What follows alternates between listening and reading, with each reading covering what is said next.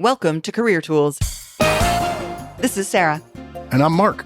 Today's podcast, Cover Letter Examples, Part 1 of 1. As always, our content has been crafted by humans, and we're now certified by Proudly Human.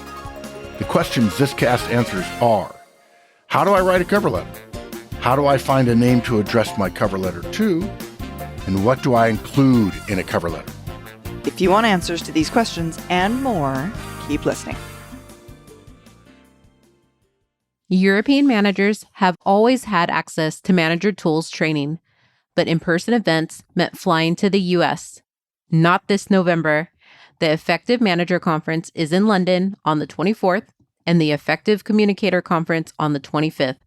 Register your individual seat today. Or, if you're thinking bigger, ask us about scheduling organizational delivery for your European team while we're in the region. The tools haven't changed. The distance has. Visit manager-tools.com. Folks, cover letters don't come up all the time, right?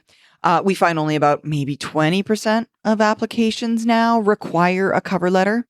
But when cover letters do come up, for some reason, they feel more difficult than they need to be. People tell us that writing a new one from scratch each and every time feels like way too much work to even bother with the cover letter. And in many instances, the cover letter is maybe not required necessarily, but is definitely a good thing to do. So we want to do it well. Yeah, so in this cast, we're going to be walking through what our cover letter guidance is, how it looks like in practice, and showing you exactly how to put one together in under 15 minutes. It's that easy. All right. So our outline for today's cast. First, we're going to go over the fact that a cover letter has 3 parts. And then we're going to go over some examples. Actually, this cast is going to be a little bit different than our normal. Today, we're doing cover letter examples podcast. So what we're doing is we're going to go over the content itself. And then we're just going to provide you some examples of how we would recommend you use the process, essentially, that we're outlining in the first part of the cast. Yeah.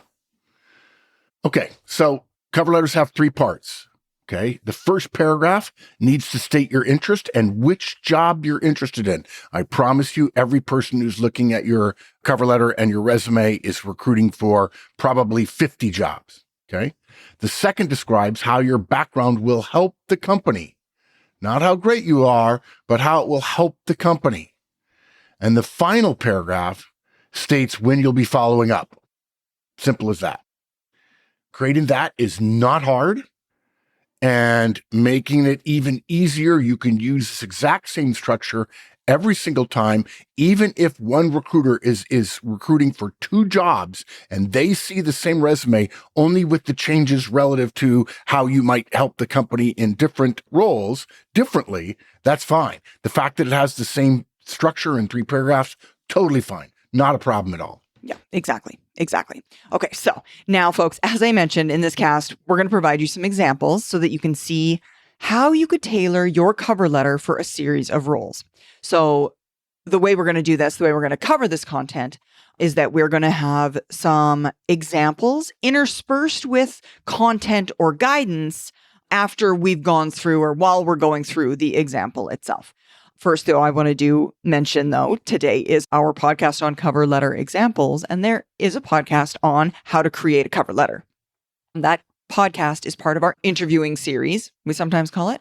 And if you are a licensee, you've got access to the interviewing series. So if you want more detailed content on the creation of the cover letter, yeah, like right in the weeds, then you can get it in that podcast as well.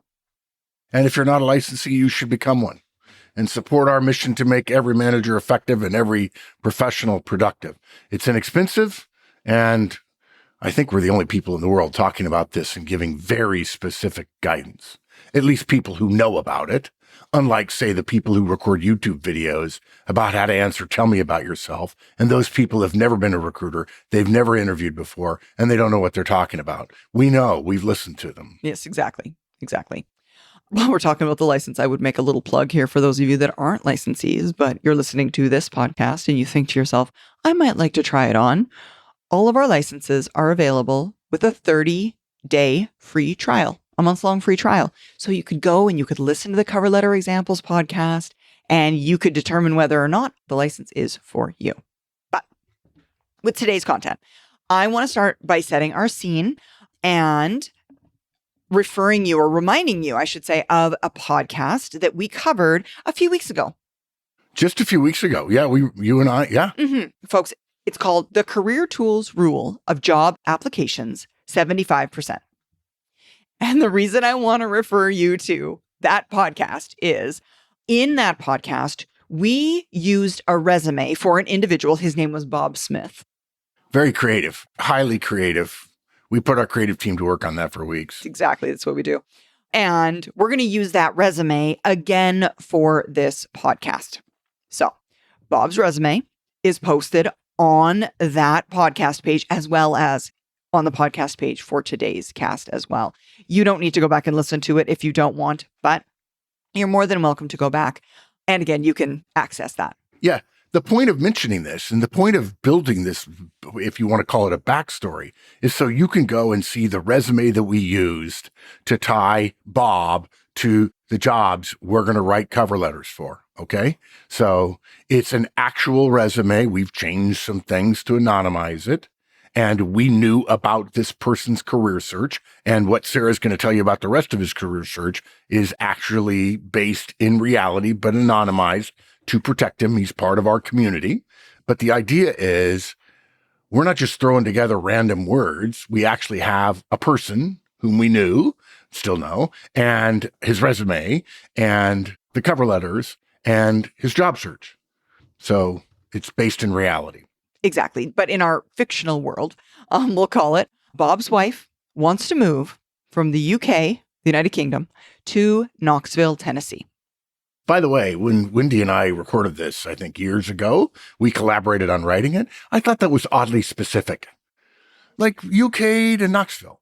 I know, but it matters. From country to town. I know. Yeah, exactly. It matters for the story though, right? Yeah, absolutely. Because, yeah. I mean, there's a resume that you'll very clearly see if you look at it. All the jobs are in the UK. And what we had to do then to do today's podcast is search online to find 3 roles for Bob to actually apply for.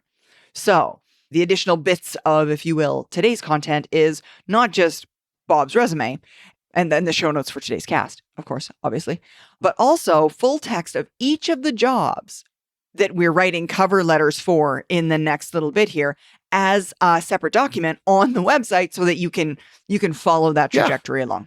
It's all ticked and tied. No one else is doing this. No one else in the world is giving this level of detail to something as simple, and not in the majority of cases where you have to write a cover letter. But once you learn how to write a cover letter using this guidance, you will never have to refer to this guidance again, and you'll know exactly what to do, and it won't be a point of stress. And anything you can do to reduce or eliminate a point of stress in your job search, you should do. Exactly. All right, so going into the examples. Mark, kick us off. Yeah. So the first job we found for Bob is a project manager role at Cisco. And when we say Cisco, we mean Cisco, the networking and router and hardware equipment company, not Cisco, the foods company, which I say Cisco to people and they're like, oh yeah, the food company. I said, no, the other one. If you're in Houston, they definitely assume Cisco, meaning SYSCO. And if you're in Silicon Valley, they definitely assume you mean Cisco, CISCO. Okay. So this role provides project management expertise to multiple projects and ensures that the projects are managed properly. And in the job description, the requirements are a bachelor of science degree, experience managing multiple small or medium-sized software projects, solid project management skills, and a methodical approach to coordinating and communicating plans and status. That is a rewriting of the actual job description, folks. Okay. It was an actual job description. Finally, they want someone who can leverage resources that are not direct reports, a huge part of being a project manager. So, Sarah, why don't you read the cover letter we created for Bob? Absolutely. And this is the part where we folks marry together Bob's resume with that post that Mark just went through. So here's what it says. Dear Mr. Rogers, I am interested in the role of project manager in your Advanced Security Initiatives group in Knoxville. I've admired Cisco since early in my career when I met one of your implementation teams at A&L. I was impressed by their knowledge and professionalism. My background fits your needs specifically. I have a bachelor's degree in information technology and have been leveraging that education for 8 years as an IT project manager. I have a 100% delivery track record, delivering up to 5 simultaneous projects on time and budget. Working in a matrix environment, achieving these results required the ability to influence and coordinate activities and the methodical approach you mentioned. On a recent project, I was able to achieve a $3 million cost reduction by developing a project dashboard, preventing source conflicts, and ensuring project resources were used effectively. I have presented project results at executive levels and been successful in obtaining support for my proposals. I look forward to hearing from you. Because I know you're busy, I will follow up by phone on the 23rd of August. Respectfully, Bob Smith. This is pretty good. It's pretty good, I gotta say. So we told him which role we were interested in the first paragraph. We told him specifically how we fit the job description in paragraph 2. Hopefully you could tell the paragraphs that Sarah was I should have through. paused more. Mm-hmm. Yeah, next time we'll do paragraph 1, paragraph 2. Okay, yeah, paragraph good 3. call. Yeah. You can see the whole text of the job description. You'll notice that there is no contact name. And so the question you might have, how did we find out who to address it to? That there's no contact name in the job description. Sorry. There is in the letter. In the letter, there right? is. Mr. Rogers. Yeah. So how did we find out? And how did we find out who we're going to follow up with? Google. Okay. I'm sure AI would help too these days.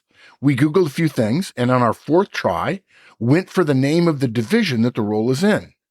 The second result gave us a PDF version of the job advertisement and the recruiter's name, email address, and cell phone number. So in other words, they had something on their internal website with that information, and you just have to go find it, and they put it on the job board, but they don't want everybody in the job board, millions more people than would see on their website. They don't want him being besieged with all kinds of stuff. It even had cell phone number, which I found fascinating. And again, as I mentioned, if that doesn't work, if Google doesn't work, you can ask AI, see if it help you track down the hiring manager. And I've actually done that in the last month or so for somebody who was looking in the community. And I found AI very helpful. Like, hey, there are 3 names. And I told him, pick one and say, hey, I found your name among 3. And if there's somebody else I'm supposed to talk to, please let me know. You don't have to be perfect. You have to be moving forward, and you have to follow the process, and you have to express interest in the job and tell them why you'd be good at the job. Yeah. Well, and I would go a step further, Mark. And folks, it's lazy to not do any of this and just address your cover letter to dear sir or madam, or to whom it may concern. I mean, it's not that hard. The process. I put in air quotes because I don't think it's a process to Google something, but whatever. The process that we used to find this information isn't difficult. You can do it for any job. And we're going to prove that true because we're going to do the exact same thing for the next couple of jobs that our Bob here is applying for. And if you can't find it on the web and AI doesn't know, you can always phone the company and ask, hey, I saw this posting. In what department is it? Or do you know the name of the hiring manager? And see whether or not you can find it that way. Because again, it's lazy not to. And this information is accessible to anybody with the internet. And you do not want to come across in your cover letter before you even considered, before they're even reading your resume, you don't want to be seen as a lazy candidate. Yeah. In fact, if I got a whole bunch of dear sirs, and then I got a dear Mr. Rogers, I would think, okay, this guy's done extra work. And I would immediately start thinking, all those ones without Mr. Rogers, they're spamming all kinds of jobs. They didn't do any research. They don't really know us. They just saw project manager and they're going for it. Well, and why wouldn't I want the positive confirmation bias associated with being that standout among the dear sir and madams to be the person that actually came up with the name? Because I mean, it's like, ooh, I like this. And that joy carries through the remainder of the review. Absolutely want that. High performers don't just work hard, they build trust, deliver consistently, and make their work visible in the right ways. But most high performers are invisible to the people who make promotion decisions. The Effective Manager Conference teaches the behaviors behind standout performance, whether you're already a manager or working to be one. Individual registration open now at manager-tools.com/EMC. All right, here's our second example. The second job we've selected Bob for is an IT project manager. It's a pretty straightforward software and infrastructure project management role, okay? To start with, and this is where it gets easier the second time, that's what processes are about, you copy and paste the previous cover letter. You'll notice from the descriptions that 50% of the requirements are the same and the rest are pretty similar. That doesn't mean you can leave the cut and paste purely, though. You're going to have to rework it, okay? So reword your paragraph so it reflects the words that are in the advertisement as closely as possible without being exactly the same. It needs to feel to the reader that it's familiar, but not copied. There's a word that I love that I should make a word of the week in Things We Think, called verisimilitude, which is the art of making something fake look real, creating something that appears real. I think actually AI is giving a bad name to verisimilitude, but the idea is to make it feel like you actually wrote it. And the way you make somebody feel like you actually wrote it, and that's where you've got to be careful if AI is drafting your stuff, is you have to actually write it. And can you use AI for some of it? Sure. But hopefully you know the difference between your tone of voice and AI's tone of voice, because everyone else does, and you will take away the pretty words in some cases. I do not recommend you use the word verisimilitude in any of your cover letters because no one knows the definition. All right, so can I read this one? Sure. Yeah, go for it. Okay. Dear Mr. Gillen, this is first paragraph. I'm interested in the role of information technology project manager. I'm particularly interested because you specify that this role uses tools from multiple frameworks to best fit the project scenario, an approach I have used with success previously. Second paragraph. My background fits your needs specifically. I have a bachelor's degree in information technology and have been leveraging that education for 8 years as an IT project manager.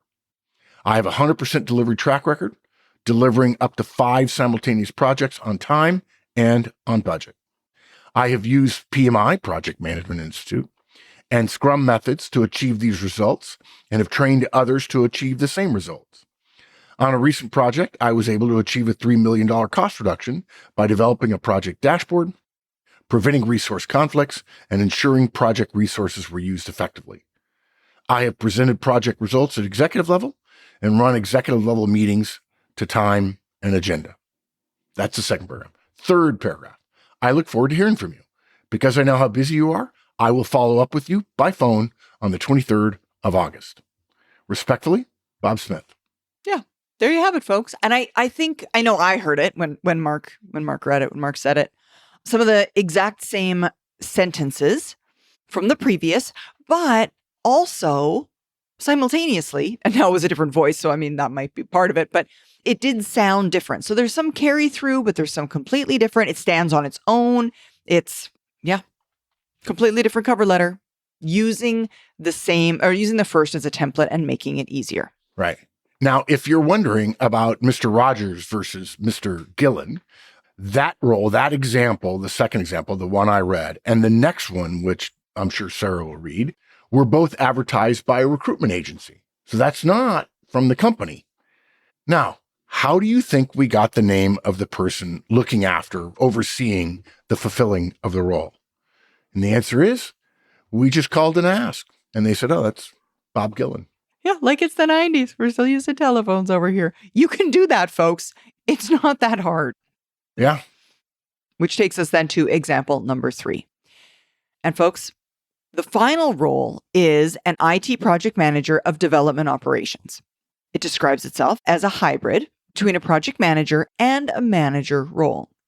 The initial responsibility is to lead the development team to achieve the goal of a major company IT initiative. Subsequently, this person will need to create a strategy and plan to standardize the process across development teams.